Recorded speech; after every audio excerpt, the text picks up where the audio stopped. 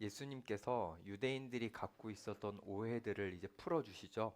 지난주에 5가지라고 말씀을 드렸던 것 같은데 첫 번째 지난주에 다뤘습니다. 살인이라는 주제였죠. 그리고 오늘은 간음과 이혼이라는 주제를 이제 예수님께서 말씀해 주십니다. 사실 이 간음과 이혼이라는 주제는 따로 떨어뜨려서 여러분들과 따로 좀 자세하게 보면 더 좋겠지만 대부분 청년들인 여러분들에게 이혼이 크게 와닿지 않을 수 있을 것 같아서 오늘 이 2가지의 주제를 하나로 묶어서 같이 살펴보려고 합니다. 그래도 사실 오늘 주제가 굉장히 중요한 주제여서 여러분들이 잘 들었으면 좋겠는데 오늘 이 예수님께서 우리에게 주시는 이 말씀을 통해서 우리의 신앙생활이 조금 더 아름다워지고 여러분들의 연애, 여러분들의 결혼이 하나님 앞에서 조금 더 숭고해졌으면 좋겠습니다. 말씀을 한번 들어가 볼까요? 우리 27절 다시 한번 읽어봅시다. 시작.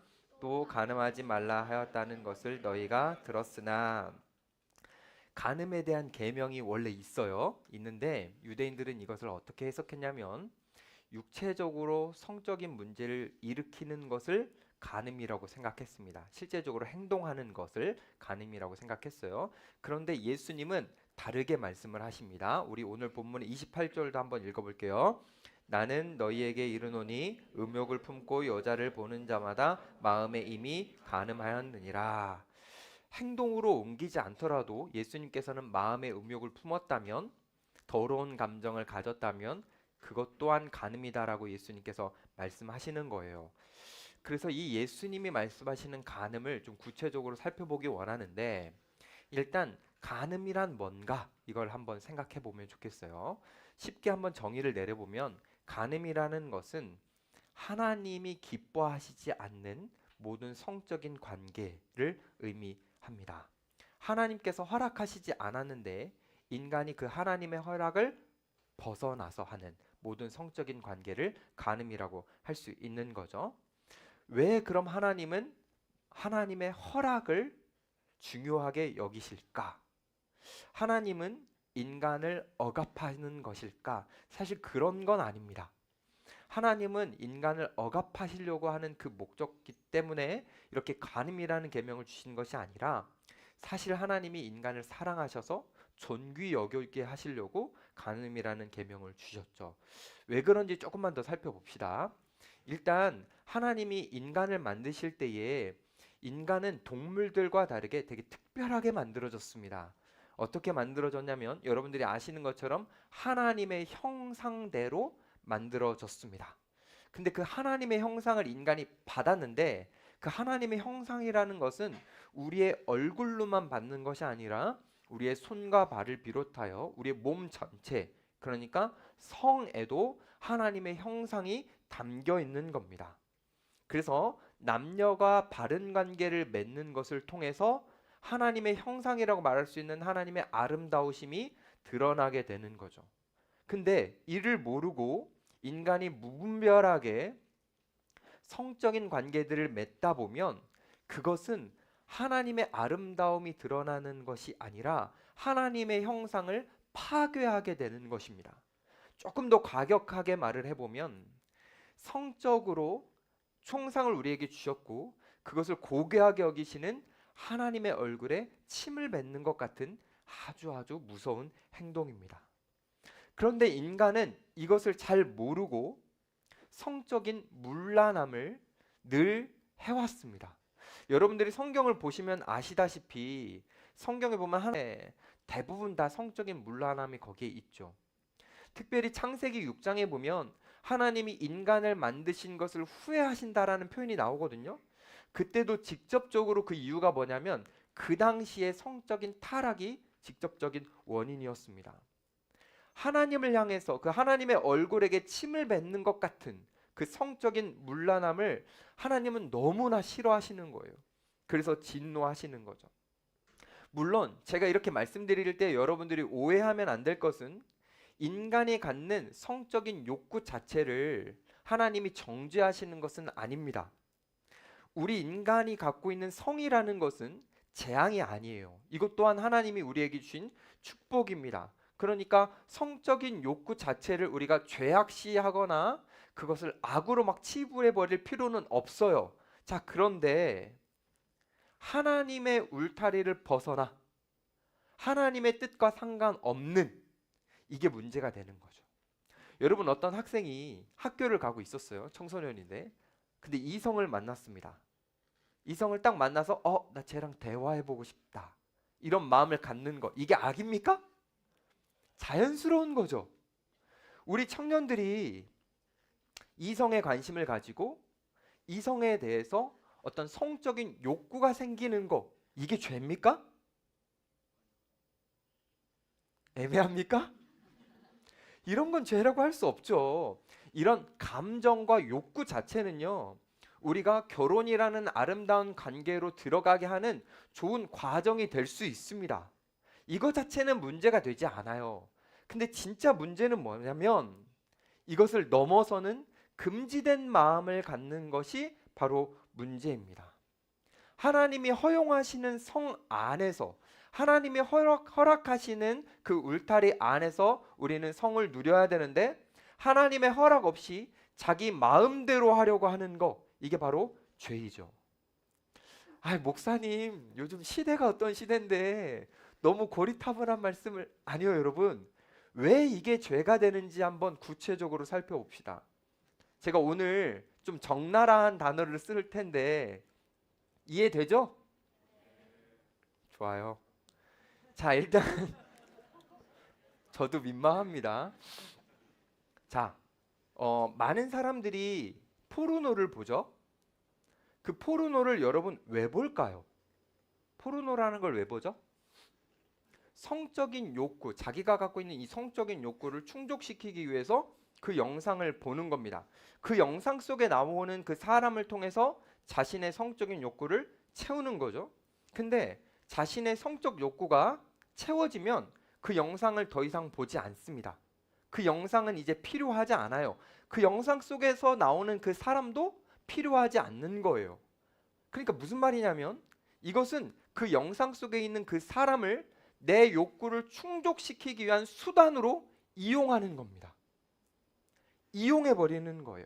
그래서 죄가 되는 거예요. 우리 인간이라는 존재는 하나님이 서로 사랑하라고 만드셨어요. 사랑하라고. 근데 사랑하지 않고 이용하는 것은 죄입니다. 그게 상대방을 멸시하는 거거든요. 다른 걸 한번 생각해 볼까요? 결혼 전에 성관계를 하는 것이나 동거하는 것도 마찬가지입니다. 요즘 트렌드가 막 동거더라고요. 이거 되게 끔찍한 건데 여러분, 사람들이 왜 동거를 할까요? 이유가 뭐라고 생각하십니까? 상대방을 못 믿는 거예요. 좀 살다가 안 맞으면 손실 없이 헤어지려고 결혼하지 않고 동거하는 겁니다.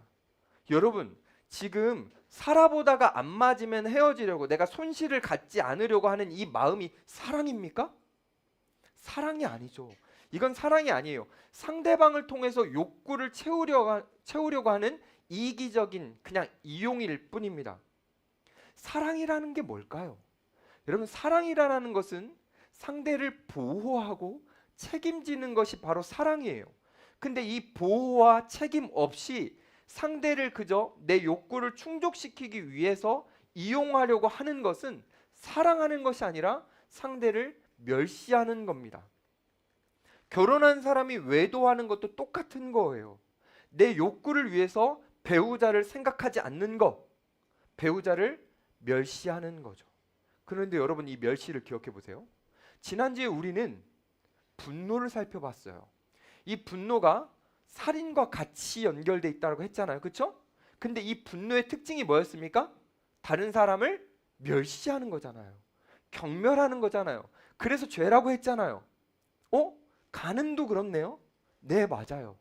분노, 살인, 간음, 이 모든 것이 죄인 이유는 바로 사람을 사랑하는 것이 아니라 사람을 멸시하는 것이기 때문입니다. 하나님은 이게 너무너무 싫으셨어요. 하나님은 하나님의 형상대로 사람을 만드셔서 그 사람들이 그 하나님으로 인해 서로 사랑함으로 행복을 누리기를 바라셨는데 서로가 서로를 이용하고 멸시하는 거, 이게 하나님은 너무너무 싫으셨던 거예요. 왜냐하면 인간은 사랑해야 행복하거든요. 근데 멸시하면 어떻게 될까요? 멸시하면 나도 불행해지고 상대도 불행해지는 거예요.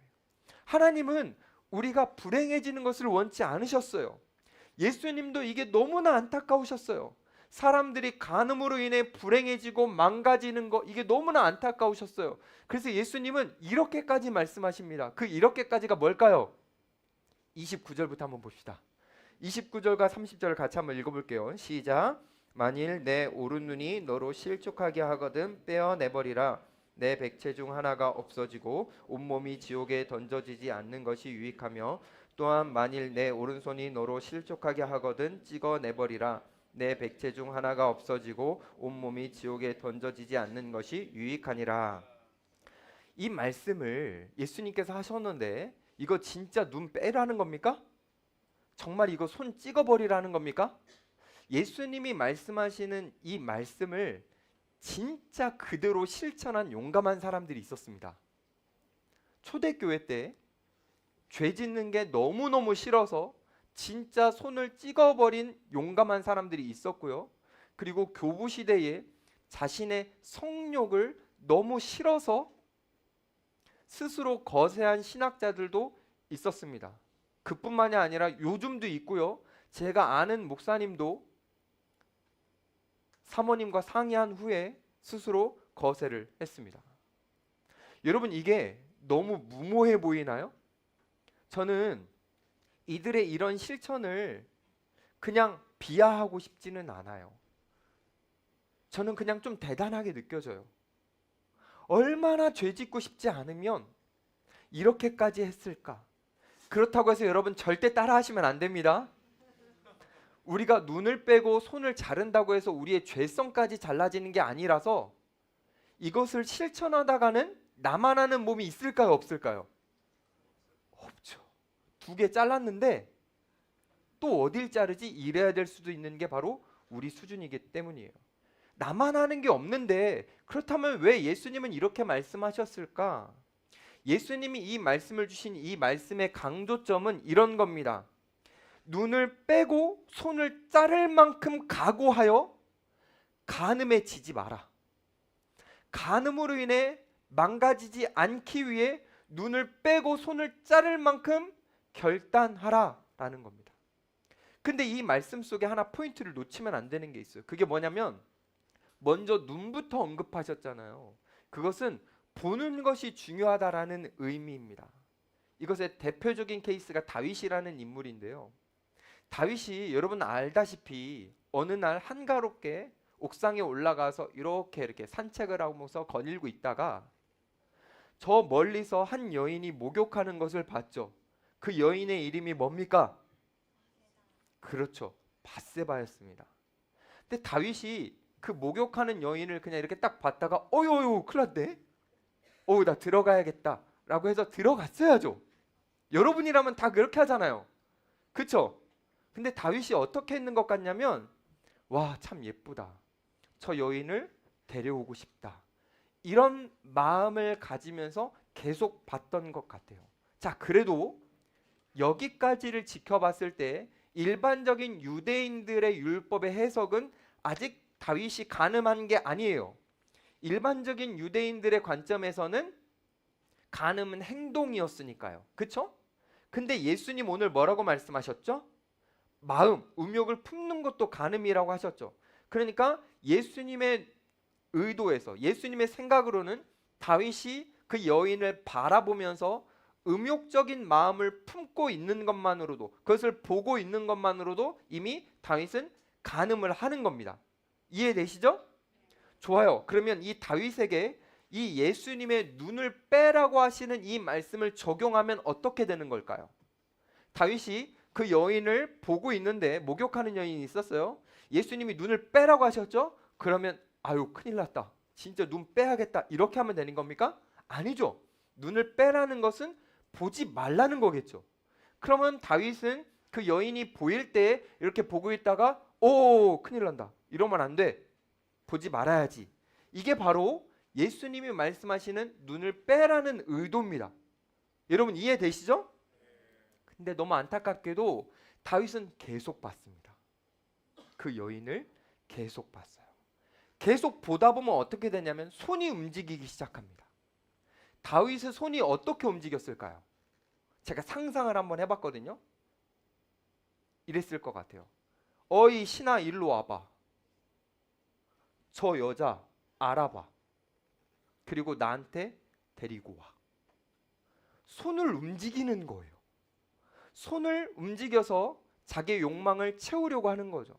근데 만약에 이 상황 속에서 예수님의 말씀을 적용해서 손을 찍어야 된다라는 것은 이 타이밍에 손으로 신하에게 까딱까딱거리면서 여인을 데려와라 라고 말하는 게 아니라 마치 손을 뒷짐지듯이 뒤로 하고 아무 말도 하지 않는 거, 여인을 데려오라고 하지 않는 거, 행동하지 않는 거, 이게 바로 예수님이 말씀하시는 손을 찍으라라는 그 의미입니다. 근데 여러분 그거 알아요? 뭔가 보고 있을 때 손을 뒷짐지는 건 너무 어렵습니다. 왜냐하면 우리가 눈으로 보는 것에 의해서 손이 움직이기 때문입니다. 그래서 예수님은 손을 움직일 때는 좀 늦은 것 같으니 그 전에 미리 눈부터 찍어내라. 무슨 말이냐면 보지 마라. 보는 것부터 멈춰라. 보게 되면 너무 자연스럽게 손이 움직인다 라고 예수님이 말씀해 주시는 거예요. 사랑하는 우리 청년들, 보는 게 정말 중요해요. 정말 보는 대로 우리의 손이 움직이기 때문이에요. 그러니까 여러분 아무거나 보지 마세요. 그냥 아무거나 보다 보면 진짜 위험해집니다. 근데 우리 시대가 정말 위험한 게 우리 시대는 계속해서 보는 시대 아닙니까? 여러분들 진짜 끊임없이 핸드폰 보잖아요. 제한 없이 보잖아요.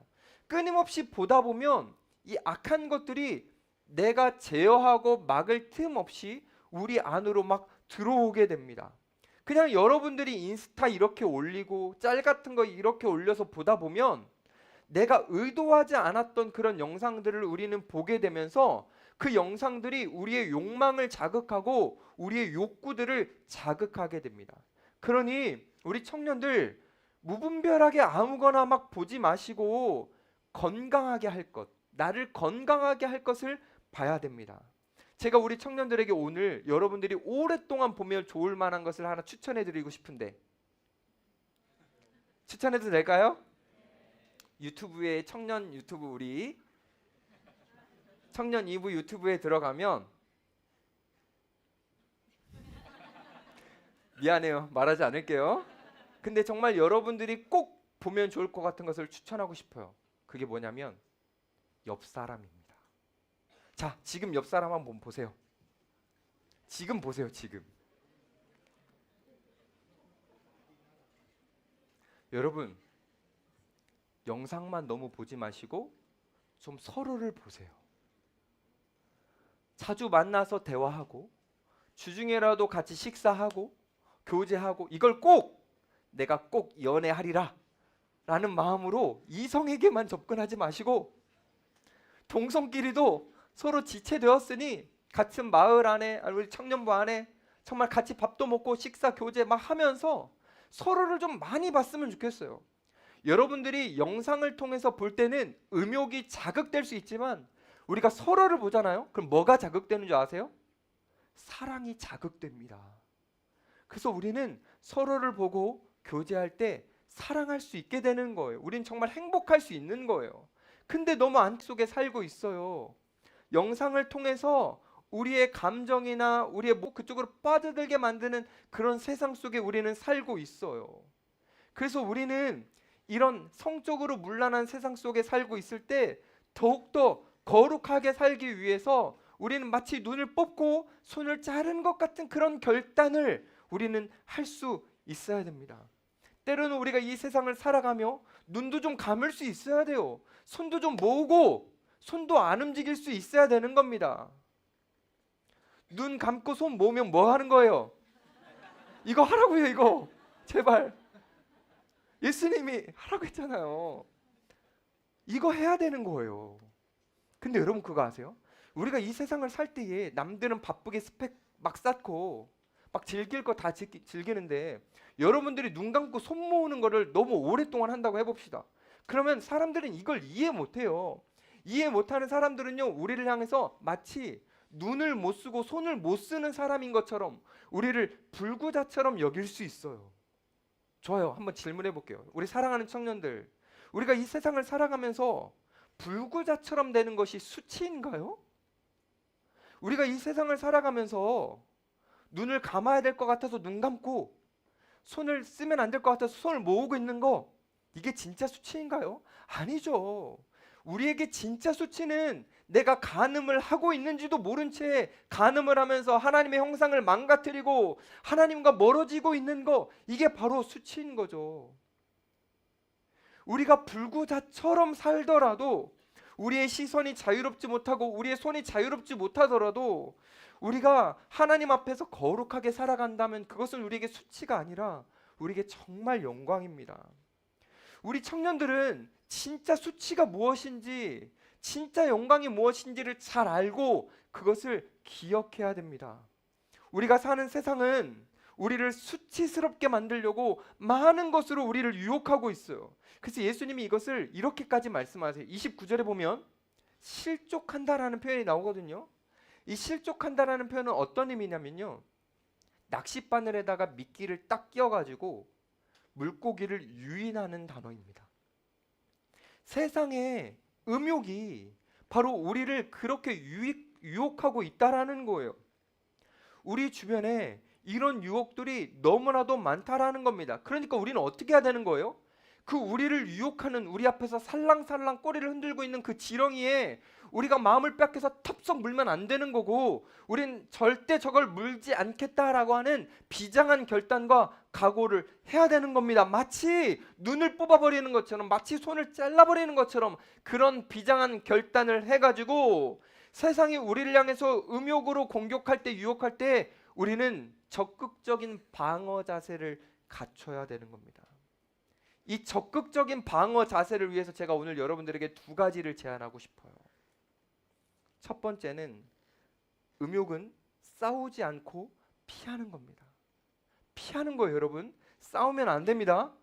다른 정욕들은 싸울 수도 있어요. 하지만 이 간음이라는 음욕은 싸워서는 안 되고 피하는 겁니다. 잘 피했던 인물이 있어요. 바로 요셉이죠. 요셉이라는 인물은 노예였지 않습니까? 노예할 때 주인의 아내가 동침하자고 계속해서 유혹했습니다.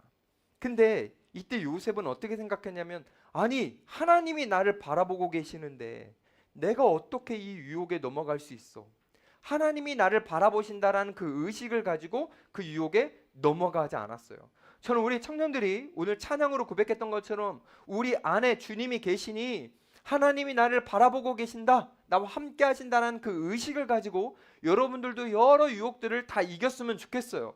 근데 문제는 우리가 일상을 살아가고 바쁘게 살아가다 보면 하나님이 나를 바라보고 계신다는 의식을 놓쳐버려요. 이 의식이 사라져버려요. 그래서 제가 여러분들에게 대안으로 다른 의식을 드리고 싶어요. 그게 무슨 의식이냐면, 김지훈이 여러분을 바라보고 있다. 이건 장난 반 진심 반인데, 사람들이 여러분을 바라보고 있다라는 그 의식을 가졌으면 좋겠어요. 근데 이 의식을 가지려면 어떻게 하면 되냐면요, 그냥 사람들 옆에 있으면 됩니다. 이게 무슨 말인지 모르겠죠? 여러분, 데이트할 때 둘만 있는 곳에 안 있으면 돼요. 공공장소에서만 데이트해봐요. 무슨 유혹이 있고 무슨 일이 일어나겠어요? 사람들이 나를 바라보고 있다라고 하는데, 우리를 바라보고 있는데 우리가 어떻게 하겠어요? 만약에 내가 하나님이 나를 바라보고 계신다는 의식이 안 생기는 커플은 그냥 사람 있는 곳에서만 데이트하는 걸로 약속. 만약에 내가 하나님이 나를 바라보고 계시다라는 의식을 할 수 있으면 괜찮겠죠. 우리 청년들, 음욕은 싸우는 게 아니에요. 피하는 거예요. 그냥 목사님, 제가 이번에 사경회 때 은혜 한번 받았는데 제가 믿음, 소망, 사랑으로 살겠습니다, 이러고 나서 혼자만 있는 자리나 두 사람이 있는 자리, 그런 자리에만 오래 머물다 보면 생각보다 이기기 쉽지 않습니다. 그러니 음욕은 그냥 피하는 겁니다. 이기려고 하지 마시고 피하십시오. 이게 제가 여러분들에게 드리는 첫 번째 제안입니다. 두 번째 제안이 있어요. 이건 뭐냐면 음행은 죄라고 선포하는 겁니다. 이것이 어떤 의미인지 제가 소돔과 고모라 관련된 일화를 가지고 여러분들과 나눌게요. 어떤 노인이 있었어요. 이거는 진짜 있었던 게 아니고 그냥 만들어낸 이야기일 거예요. 어떤 노인이 소돔과 고모라 성 안에 살고 있었는데 그 사람들에게 외치는 거예요. 여러분, 이 성적인 문란함은 죄입니다. 이러다가 우리 성은 멸망하게 됩니다. 사람들에게 막 외치는 거예요. 근데 그때 아무도 그 노인의 이야기를 듣지 않았어요. 근데 이 노인은 열심히 외쳤어요. 그래서 그것을 지켜보고 있던 어떤 사람이 궁금해가지고 그 노인 옆에 가서 물어봤어요. 어르신, 아무도 안 듣는데 왜 그렇게 고생스럽게 이곳에서 이것을 선포하고 있습니까? 그랬더니 그 노인이 뭐라고 답했냐면 이렇게 답했어요. 제가요, 이 성에 있는 사람들처럼 되지 않으려고 제가 선포하는 겁니다. 제가 말하지 않고 침묵하고 있다가는 어느 순간 나도 모르게 저들처럼 똑같은 죄를 지을 수 있다고 생각하기 때문입니다. 노인이 그렇게 말했어요. 여러분, 이거예요. 우리가 이 땅을 살아가면서 간음이 가득한 이 세상 속에서 우리는 선포해야 돼요. 침묵해서는 안 돼요. 우리가 어떠한 존재인지 말해야 돼요. 우리는 어떻게 살아가야 하는지도 말해야 돼요. 우리가요, 사람들과의 관계 속에서 용기 있게 이것을 선포하잖아요. 그러면 이 선포가 우리가 했던 이 누구에게는 말할 수 없지만 저는 이미 간음을 했는데요. 목사님, 저는 어떡하죠? 제가 지금 안 쳐다보는 이유는 누구라고 지칭을 안 하는데 혹시 이 타이밍에 제가 그 사람 보면 나라고? 이럴까 봐 제가 안 보고 하는 거예요. 저는 누구를 지칭하는 게 아닙니다. 근데 여러분, 만약에 스스로가 나는 이미 간음을 했다라고 생각한다면 낙심하지 마세요. 그리고 앞으로 할 수 있는 거룩도 포기하지 마세요. 왜냐하면요, 예수님은 우리를 포기하지 않으시기 때문이에요. 예수님이 이 땅에 계실 때 간음하다가 현장에서 잡힌 여인이 있었어요. 붙잡혔죠. 근데 예수님은 그 여인에게 정죄하지 않으셨습니다. 그 여인을 사람들이 정죄하려고 할 때 너는 간음한 사람이야 라고 정죄하려고 했을 때 예수님은요, 정죄하지 않으셨고요. 제가 상상해 봤을 때 그 여인은 주저앉아 있었고 아마 자신에게 실망해서 울면서 흐느적거리면서 비참해하고 있었을 거예요. 자기 자신에게 실망한 그 여인에게 예수님은 따뜻하게 말씀해 주십니다. 나는 너를 정죄하지 않는다. 그러니 다시는 이 죄를 짓지 마라. 예수님의 이 말씀은 질책과 책망보다는 따뜻한 권면과 용기의 말씀이었습니다. 여러분들 중 누구도 과거에 매여서 앞으로 할 수 있는 거룩한 미래를 포기하지 않았으면 좋겠습니다. 왜냐하면 예수님께서 여러분의 아름다운 미래를 응원하고 계시기 때문입니다. 예수님은 이제 간음에 대한 주제를 다루셨고 이혼에 대한 주제를 다루십니다. 우리 31절 말씀을 같이 한번 볼까요? 시작. 또 일러스되 누구든지 아내를 버리려거든 이혼 증서를 줄 것이라 하였으나. 여러분, 이게 이제 어떤 의미인지 조금 살펴봐야 되는데, 이혼 증서를 써주라고 했던 것은 모세가 이스라엘 백성들에게 율법을 줄 때 그 율법이 나와요. 그러면 모세 시대는 어떤 시대였냐면 완전 남성 중심적인 시대였습니다. 여성에게는 경제권이 아예 없었어요. 그래서 여성들이 살아가려면 남자를 의존할 수밖에 없었는데 나쁜 남자들이 이 의존할 수밖에 없는 이 상황을 악용했습니다. 그래서 남편이 아내가 마음에 들지 않으면 아내를 그냥 버리듯이 방치해 두고 다른 여자를 데려와 만났습니다. 그러면 이 버림받은 여자는 신분상으로는 아직 남편의 아내이기 때문에 다른 남자에게 경제적인 도움을 받을 수도 없었고 이 남자에게도 경제적인 도움을 받지 못해서 이런 여자들은 거의 대부분 굶었습니다. 그리고 비참하게 생이 마감되기도 했지요. 그러니까 남자들이 여자들을 이렇게 막대하는 이 사악한 시대 속에서 모세는 이혼을 허용해 준 거예요. 이혼을 하고 그 대신 반드시 이혼 증서를 써줘서, 이유는 이 여자가 그 증서를 가지고 떳떳하게 다른 남자를 만나 경제적인 안정과 보호를 받을 수 있도록 해줘야 된다라는 그 의미로 모세가 이혼 증서를 써주라고 이야기를 한 거예요. 그러니까 여러분, 이혼을 하라라는 겁니까? 이혼을 할 수 있게 허용해 준 겁니까? 이혼을 할 수 있게 허용해 준 거죠. 왜요? 그 당시 사회적 약자를 세심하게 배려해 주기 위해서 이것을 해줬던 겁니다. 자, 그런데 유대인 남자들이 이걸 또 악용하기 시작했어요. 이혼 가능? 오케이. 그럼 이혼 너무 쉬운 거구나. 이혼해도 되는구나. 내가 여자가 마음에 안 들면 이혼해도 되는구나. 너 밥 태웠어? 이혼. 실제입니다, 여러분. 이거 실제예요. 너 나한테 인사 제대로 안 했어? 이혼. 이게 실제였다라는 거죠. 유대인들은요, 자기의 성적 욕구를 채우기 위해서 그냥 이혼을 쉽게 해버렸어요. 그리고 결혼이라는 것을 너무나 망가뜨렸죠.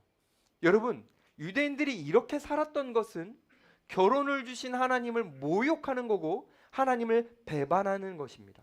왜냐하면 하나님은 정말 좋은 의미를 담아서 결혼을 주셨기 때문입니다. 자, 이제부터 결혼이 어떤 의미인지를 잠시 한번 살펴보죠. 하나님이 인간을 창조하셨죠? 첫 사람이 누구입니까?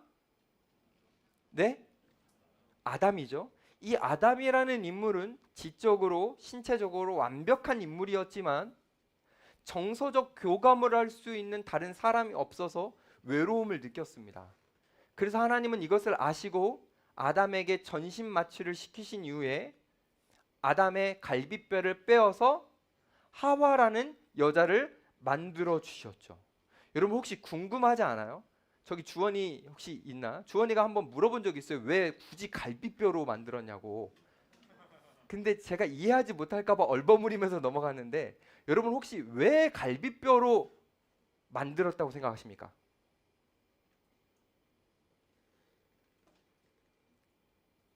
하나님은 전지전능하셔서 흙으로도 만드실 수 있고 사실 말씀 한 번으로도 사람을 만드실 수 있잖아요. 근데 왜 굳이 수면 마취를 통해서 번거롭게 갈비뼈 하나 빼가지고 왜 만드신 거죠? 이유는 이거예요. 아담이 그 마취에서 깨어나 하와를 처음 딱 보았을 때 이 고백을 하는 거예요. 너는 내 뼈다라는 거지. 무슨 말입니까? 지금 이게 어떤 의도입니까? 하나님이 이 아담에게 이렇게 말씀하시는 거예요. 야, 아담아, 이 여자는 너의 살과 뼈로 만들어진 존재야. 다시 말해서 너의 몸이야. 너야, 그냥.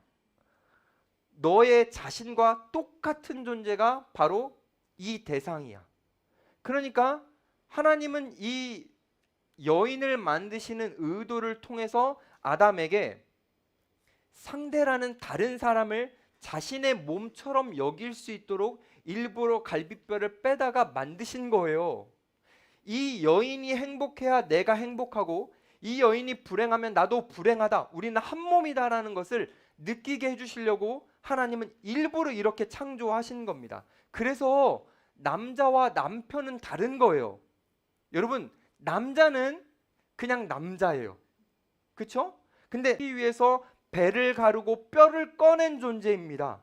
다시 말해서 남편이라는 존재는 아내를 위해서 희생할 수 있는 존재, 자신의 모든 것을 바칠 수 있는 존재, 그 대상을 위해서 나를 포기할 수 있는 존재, 그게 바로 남편인 거예요. 이건 남편만이 아니라 아내도 마찬가지입니다. 부부가 서로 그런 존재예요. 그래서 성경에는 돕는 배필이라고 하는 겁니다. 서로가 서로를 도와서 그런 역할을 하는 존재, 아주 특별한 존재, 절대 떨어질 수 없는 존재, 그게 바로 부부라는 거예요. 자, 그런데 이게 부부고 이게 결혼인데 사람들은 이것을 생각하지 않고 배우자를 사랑하지 않고 소중히 여기지 않고 희생하지 않고 그저 내 욕망을 채우기 위한 수단으로 배우자를 생각한다면 이건 너무 끔찍한 거 아닙니까? 그래서 바로 이것이 주님께서 말씀하시는 간음입니다. 멸시하는 거예요. 여러분, 이혼이라는 것은 하나님이 내 갈비뼈를 가지고 만들어 주신 한 몸 같은 존재를 사람 스스로 떼어내는 거예요. 이게 바로 이혼이에요. 그러니까 하나님이 하나 되게 하신 것을 인간이 스스로 구분해 가지고 찢어지고 떼어내려고 하는 그 이혼을 하나님이 바라보실 때 어떠실까요? 아프시죠. 안타까우신 거죠. 이건 정말 하나님이 원하는 게 아닌 겁니다.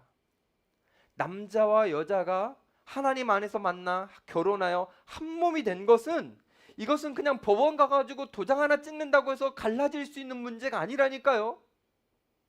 이거를 사람 스스로 갈라지려고 하는 것 자체가 너무 큰 오만이고 죄인 거예요. 부부의 연합은 하나됨은 어떠한 상황 속에서도 지켜져야 할 너무너무 중요하고 숭고한 가치입니다. 여러분, 결혼은 이런 거예요. 결혼에 대한 생각이 없어집니까? 결혼 막 하고 싶어지죠. 결혼이 이런 건데. 근데요, 하나님은요 이 세상이 악하다는 걸 아세요.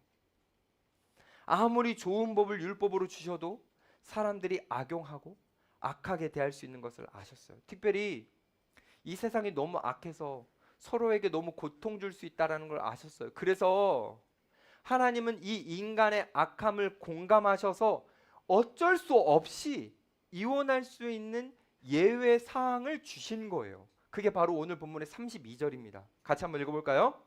나는 너희에게 이르노니 누구든지 음행한 이유 없이 아내를 버리면 이는 그로 간음하게 함이요 또 누구든지 버림받은 여자에게 장가드는 자도 간음함이니라. 한 가지 조건, 음행할 경우, 배우자가 외도할 경우 이혼할 수 있다라고 말씀해 주시는 거예요. 여러분, 여기서 절대 오해하지 마세요. 외도하면 이혼해야 된다는 게 아니에요. 외도하면 이혼할 수 있다라고 허용 규정을 주시는 겁니다. 제가 예전에 배우자의 외도로 힘들어하던 집사님과 상담을 한 적이 있어요. 그 집사님과 힘든 시간을 보냈는데 이 집사님은 배우자가 외도를 하니까 이혼하고 싶어 했어요. 여러분, 성경에서도 이 외도는 이혼 사유가 되잖아요. 그러니까 어떻게 보면 이혼하는 게 편할 수도 있죠. 하지만 저는 그 집사님을 말렸습니다. 이혼하지 않도록. 그리고 그 집사님에게 기도와 말씀에 더 집중해 보자고 그렇게 권했어요. 그래서 시간이 점점 막 갑니다. 근데 그 여전히 남편이 외도하고 있는 것을 알고 있는 그 집사님은 그 시기 자체가, 그 과정 자체가 너무너무 고통스러운 거예요. 근데요, 정말 감사하게도 그 시기가 지나고 나서 하나님의 은혜 안에서 서로 하나 되게 하시는 그 하나님의 은혜 안에서 다시 한번 그 가정은 건강하고 아름다운 가정이 되었습니다. 근데요, 그 건강한 가정이 되기 전 과정 있잖아요. 그 과정 가운데 그 집사님은 정말 눈이 뽑히고 손이 잘리는 것 같은 그 고통을 경험했어요. 이거는 안 당해보는 사람은 몰라요.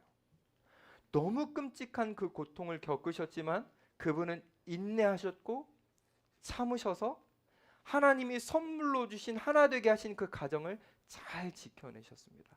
저는 그 집사님이 눈물로 그 시간을 보낼 때 그 참고 또 참았던 그 모습이 정말 정말 아름답게 느껴졌어요.